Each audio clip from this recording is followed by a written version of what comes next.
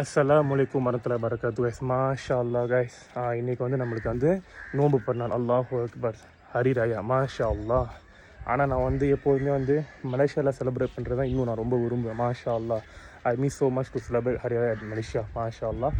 Okay, இன்றைக்கி நம்ம பிறநாளில் வந்துக்கிட்டு என்னென்ன விதமான சிறப்புகள் இருக்குதுன்னு சொல்லி இந்த ஹதீஸ் நான் சொல்கிறேன். அதாவது ரசூலுல்லாஹ் ஸல்லல்லாஹு அலைஹி வஸல்லம் சொல்லியிருக்காங்க, தக்கபல்லாஹு மின்னா வ மின்கும். அதாவது வந்துக்கிட்டு அல்லாஹ் சுப்ஹானஹு வ தஆலா வந்துக்கிட்டு என்கிட்டையும் அதே மாதிரி உங்ககிட்டையும் நம்ம செஞ்ச அமலெல்லாம் இன்ஷா அல்லாஹ் அல்லாஹ் சுப்ஹானஹு வ தஆலா ஏற்றுக்கணும்னு சொல்லி சஹாபாக்கள்லாம் எப்போதுமே பிறநாள் அன்னைக்கு வந்துக்கிட்டு எந்த சஹாபா பார்த்தாலும் தக்கபல்லாஹு மின்னா வ மின்கும் சொல்லி அவங்க இன்ஷா அல்லாஹ் எல்லாருக்கும் சலாம் சொல்கிற மாதிரி சொல்லுவாங்களாம். அல்லாஹு அக்பர். என்ன காரணம்னா, நம்ம நோன்பு காலத்தில் வந்து எவ்வளோ அமல் செஞ்சுருப்போம். அல்லாஹு அக்பர். அது எல்லாமே அல்லாஹ் சுப்ஹானஹு ஒருத்தர் மட்டுமே அறிவான். ஸோ இன்ஷா அல்லாஹ் தக்கபல்லாஹு மின்னா வ மின்கும் நம்ம செஞ்ச எல்லா அமலுமே அல்லாஹ் சுப்ஹானஹு வ தஆலா வந்து ஏற்றுக்கணும்னு சொல்லி ஒரு சஹாபா இன்னொரு சஹாபாக்கெல்லாம்